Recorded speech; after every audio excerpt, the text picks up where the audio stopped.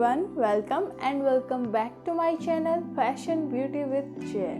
आज का वीडियो बहुत ही इंटरेस्टिंग होने वाला है क्योंकि आज के वीडियो का टॉपिक है आउटफिट फ्रॉम स्क्रैच। आज की वीडियो में मैं बनाने वाली हूँ ये वाला ड्रेस। इसका जो कलर है वो बहुत ही प्यारा है, साथ ही में इसमें जो नेक डिज़ाइन दिया गया है वो भी मुझे बहुत ही अच्छा लगा था।